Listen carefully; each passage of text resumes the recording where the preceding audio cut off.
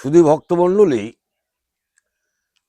শ্রীমন মহাপ্রভু নিজ বদনের উক্তি ন ধনং ন জনং ন সুন্দরী কবিতাং বা জগদ্দীশ কাময়ে মম জন্মানি জন্মানি ঈশ্বরে ভবভাদ ভক্তি হেতু তৈ। আমি ধন চাই না, জন চাই না, সুন্দরী স্ত্রীও চাই না, চাই একটি মাত্র ধন, তোমার শ্রীপাদ পদ্মে অহেতুকু ভক্তি ধন, যাহা আমার কাম্য। কেননা শ্রীমন প্রভু আমার সেই ভগবান পরমেশ্বর শ্রীকৃষ্ণর উদ্দেশ্যে নিজ বদনে তিনি এই জগৎ জীবকে এমন একটি শিক্ষা দিয়েছেন, সেই শিক্ষাটার নাম হলো চৈতন্য জ্ঞান। এই চৈতন্য জ্ঞান কেমন প্রকারে তিনি লাভ করলেন না, নবদ্বীপে পড়ুয়া পণ্ডিতদের মধ্যে তিনি একজন পণ্ডিত হয়ে উঠলেন। নাম হলো নিমাই পণ্ডিত। এই নিমাই পণ্ডিতকে সমসময়ে যারা নিজেদেরকে পাণ্ডিত্য নিয়ে গর্ব করতেন, যখন দেখতেন যে নিমাই আসছে যে পথ দিয়ে, তারা অন্য পথে চলে যেতেন ভয়ে। এমতো পরিস্থিতিতে যখন কেশব কাশ্মীর আসলো নবদ্বীপে, তখন তিনি ছিলেন গঙ্গার তীরে দুজন ছাত্রকে সঙ্গে নিয়ে।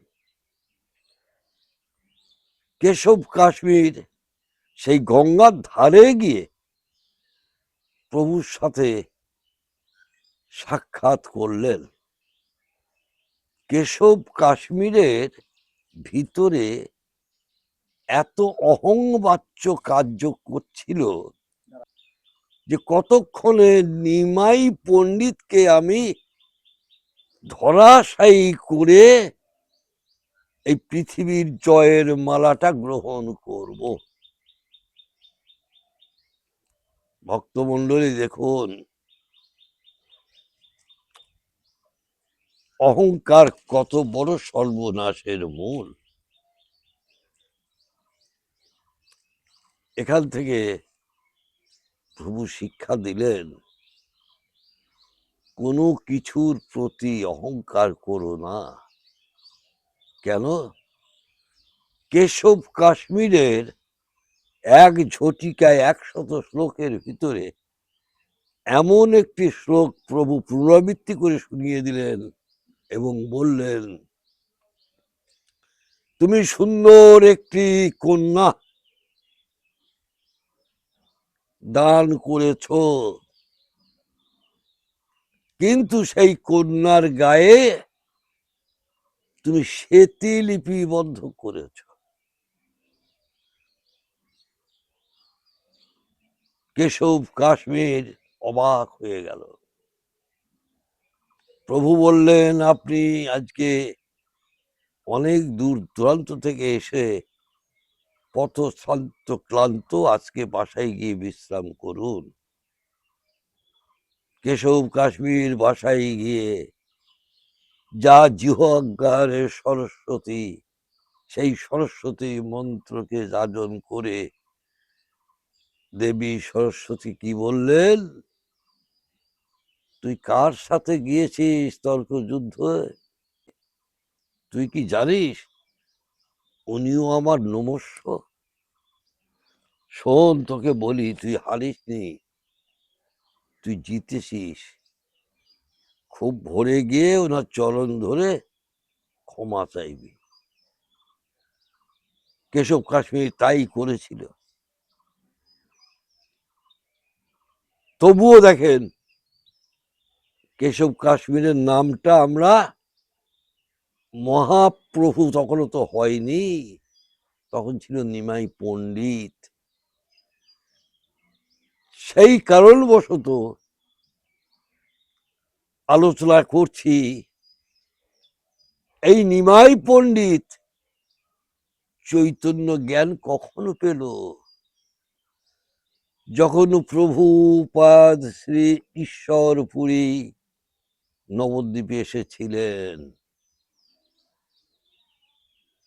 ঈশ্বরপুরী মহাশয় তার স্বহস্তে লিখিত একটি গ্রন্থ শ্রীকৃষ্ণ তত্ত্ব বিগ্রহ, এই গ্রন্থটি নিমাইয়ের হাতে দিয়ে বলল, নিমাই, তুমি তো ব্যাকরণে পণ্ডিত, সেই জন্য তুমি এই গ্রন্থটা একটু দেখো। আমি তো বাপু অত পাণ্ডিত্য জানি না, হয়তো আমার ভুল হতে পারে, তাই ভুলটা তুমি একটু সংশোধন করে দিও।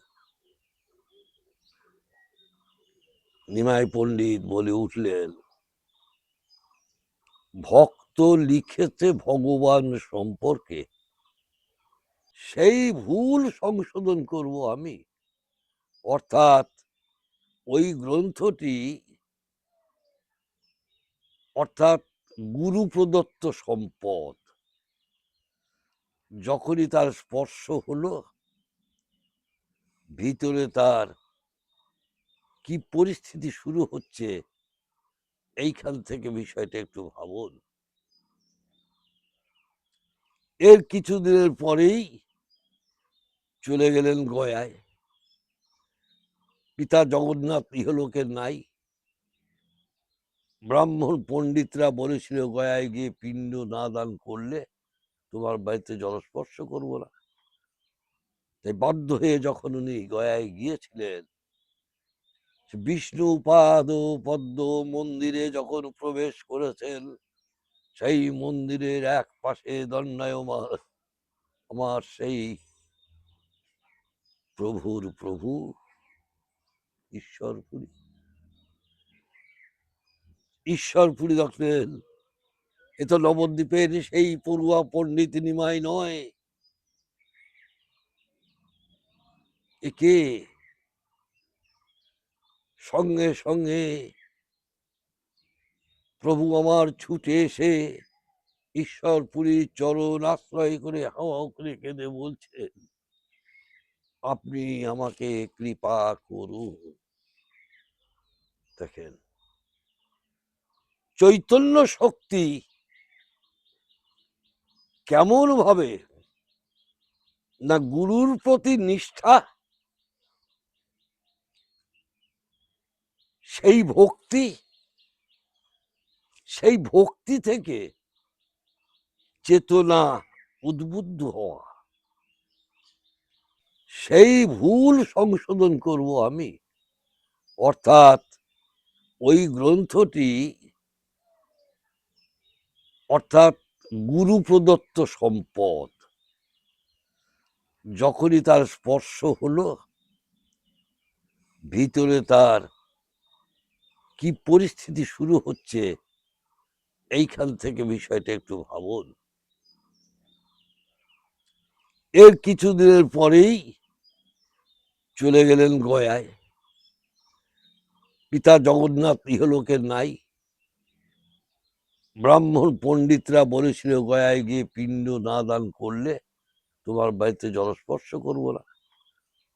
তাই বাধ্য হয়ে যখন উনি গয়ায় গিয়েছিলেন, বিষ্ণু পাদ পদ্ম মন্দিরে যখন প্রবেশ করেছেন, সেই মন্দিরের এক পাশে দণ্ডায়মান আমার সেই প্রভুর প্রভু ঈশ্বরপুরী। ঈশ্বরপুরী দেখলেন, এ তো নবদ্বীপের সেই পড়ুয়া পণ্ডিত নিমাই নয়, একে সঙ্গে সঙ্গে প্রভু আমার ছুটে এসে ঈশ্বরপুরীর চরণ আশ্রয় করে হাওয়া করে কেঁদে বলছেন, আপনি আমাকে কৃপা করুন। দেখেন,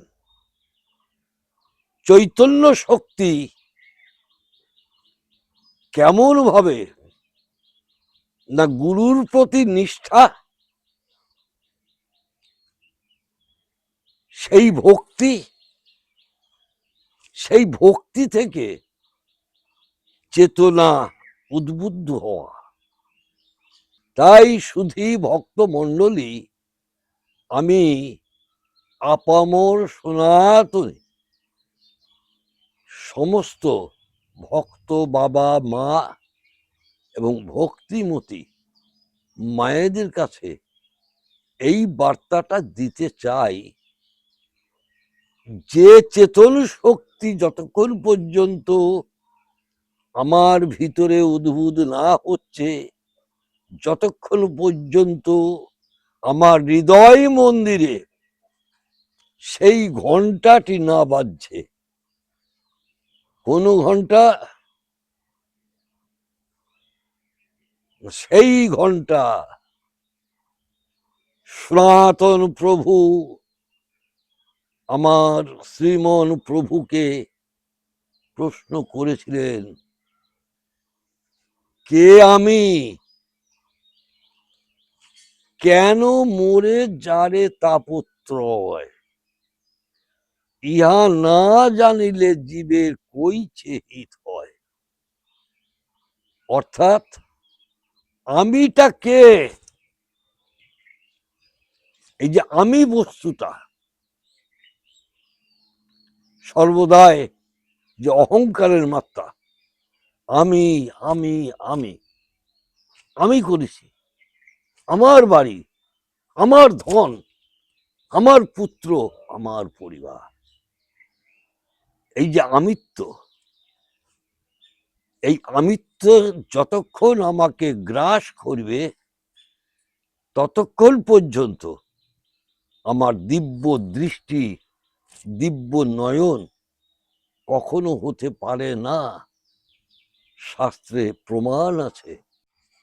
তাই বলছি শুধু ভক্তমণ্ডলী, একটু স্থির দৃষ্টিতে এবং স্থির ভাবে